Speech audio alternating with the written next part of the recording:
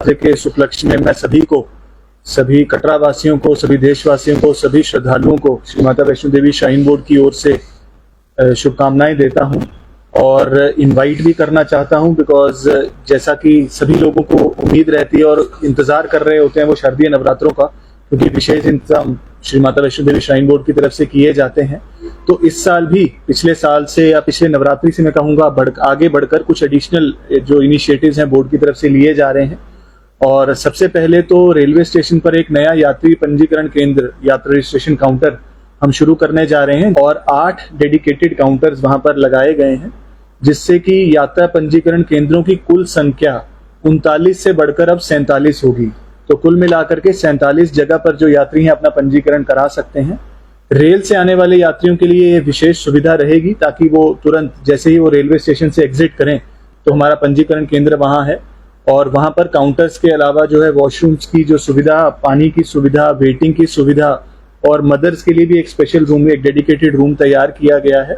ताकि किसी भी यात्री को कोई भी प्रकार की इनकन्वीनियंस ना हो, वो आराम से वहां पर विश्राम कर सकते हैं, पंजीकरण करवा के उसके बाद कटरा की ओर प्रस्थान करके यात्रा के लिए आगे निकल सकते हैं। तो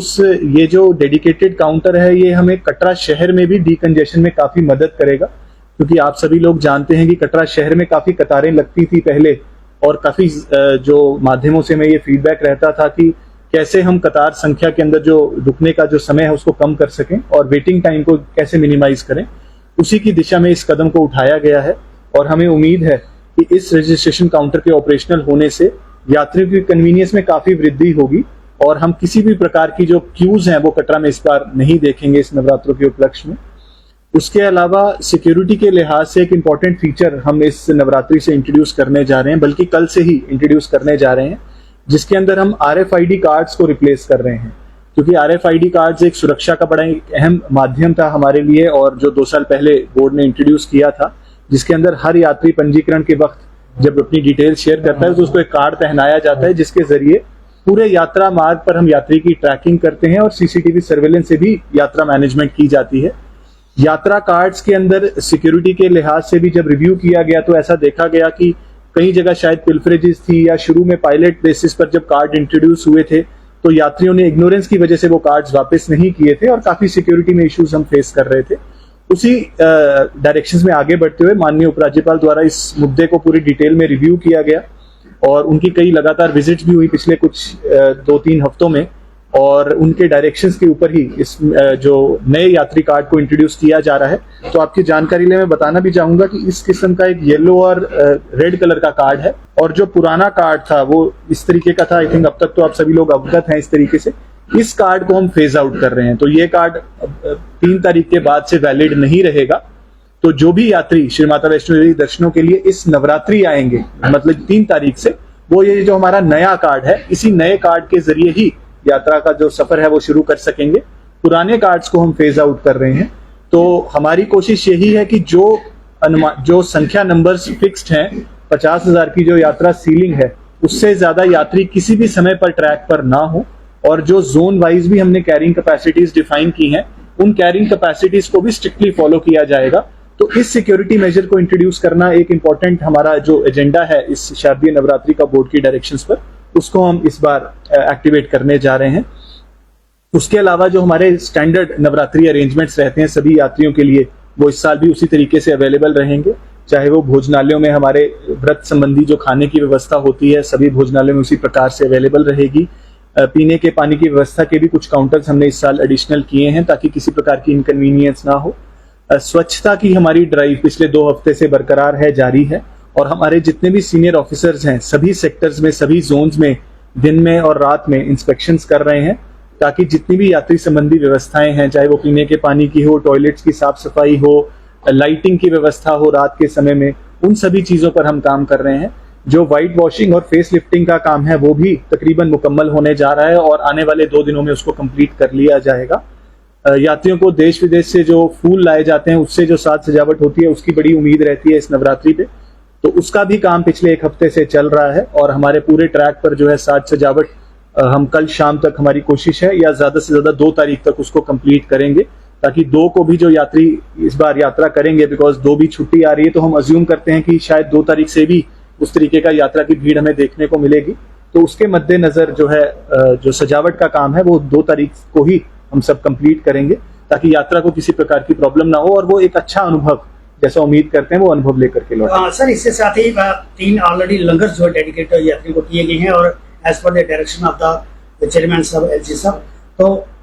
लंगर के लिए की जो एक अनाउंसमेंट की गई कि अर्धकुंवारी परिसर में लंगर जो है डेडिकेट किया जाएगा, कहाँ तक उसका कार्य पहुंचा, भोजन की लिस्ट होगा, किस तरह का मामला रहेगा, कब तक डेडिकेट श्रद्धालुओं को दिया जाएगा? कि 3 लंगर व्यवस्थाएं पहले से ही चल रही हैं हमारी ताराकोट, सांझी छत और भैरोंजी में,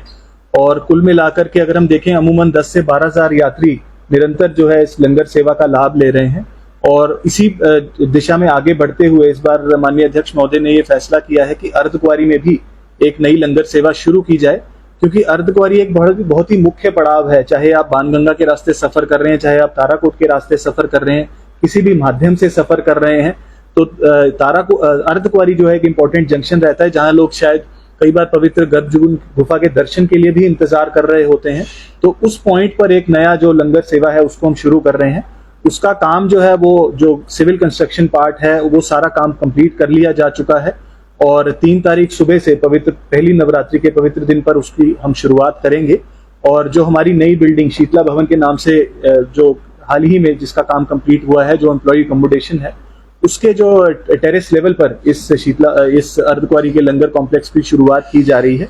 और हमें उम्मीद है कि यात्रियों की तरफ से हमारे स्टाफ को भी प्रोत्साहन मिलेगा इस नए इनिशिएटिव के लिए। और भैरोंजी के लंगर की तर्ज पर 2 शिफ्ट्स में ये लंगर अवेलेबल होगा, सुबह 7 बजे से लेकर दोपहर 3 बजे तक और शाम 4 बजे से रात के 12 बजे तक। तो इन 2 शिफ्ट्स में जो है लंगर निःशुल्क जैसे पहले उपलब्ध रहता है वैसे ही सभी यात्रियों के लिए उपलब्ध रहेगा। देखिए, सीनियर सिटीजन्स के लिए एक विशेष कोटा जो है हमारी ऑनलाइन सर्विसेज में पिछले 2 महीने से एप्लीकेबल है, चाहे वो बैटरी कार की सुविधाएं हो, चाहे वो रोपवे की सुविधाएं हो। तो इसके अंदर सीनियर सिटीजन्स और दिव्यांग दोनों किस्म के श्रद्धालु जो है वो कवर्ड हैं, और उन सभी को जो है प्रायोरिटी सर्विसेज ऑन स्पॉट भी हमारे काउंटर मैनेजमेंट सिस्टम से अवेलेबल रहेंगी। इसके अलावा हेल्थ केयर ऑगमेंटेशन के लिए बोर्ड ने एक छोटा सा कदम पिछले कुछ महीनों में लिया है, जिसके अंदर हमारे सभी जो हेल्थ सेंटर्स हैं उसके अंदर हेल्थ ATMs लगाए गए हैं एक CSR इनिशिएटिव के थ्रू। और जो हमारे सीनियर सिटीजन्स हैं या मेडिकली जो समझता हूँ थोड़े से लोग अनफिट रहते हैं या परेशानियां जिनको रहती हैं, उनके लिए ये सुविधाएं काफी हेल्पफुल रहेंगी। और हमारे सारे हेल्थ ATMs को हमारे नारायणा हॉस्पिटल के साथ कनेक्ट किया गया है, ताकि रेफरल्स जो है वो बिल्कुल सीमलेस हों। और अगर किसी को कोई परेशानी आती है और हमारे मेडिकल सेंटर पे वो रिपोर्ट करता है, तो उसको भी सुपर स्पेशलिस्ट हैं हमारे हॉस्पिटल में, उनकी जो सर्विसेज हैं वो ऑन कॉल अवेलेबल रहेंगी, वीडियो कॉल के जरिए अवेलेबल रहेंगी। सर, कटरा के जो स्थानीय लोग हैं, एक बार आपको पहले बताएगा तो जो रेगुलर जाने वाला है माता वैष्णो, जो आधार कार्ड दिखा के जो है वो वहाँ पे उसका थोड़ा सा चलता है। देखिए, ऐसा है कि RFID जो है हमारा एक फलक्रम है सिक्योरिटी सिस्टम का, और ये बोर्ड का एक बड़ा कॉन्शियस डिसीजन है कि RFID के बिना किसी भी यात्री को हम ट्रैक पर रवाना नहीं कर सकते हैं। हाउएवर, जैसा आपने फरमाया, ये सजेशन पहले भी आया था कि बहुत सारे हमारे फ्रीक्वेंट विजिटर्स हैं या खास करके कटरा के बड़े स्थानीय निवासी हैं जो कोई हर हफ्ते या हर महीने माँ वैष्णो देवी के दर्शनों के लिए जाते हैं। तो हमारी जो RFID की टीम है उससे हमारी इससे बातचीत चल रही है कि नए कार्ड्स के अंदर कैसे हम उनके लिए कुछ डेडिकेटेड कार्ड्स का फीचर इंट्रोड्यूस कर सकते हैं, उसके ऊपर हम काम करेंगे ताकि उनको कतारों में ना लगना पड़े और उनके लिए ये जो है कन्वीनियंस का फीचर हम ऐड ऑन कर सकें।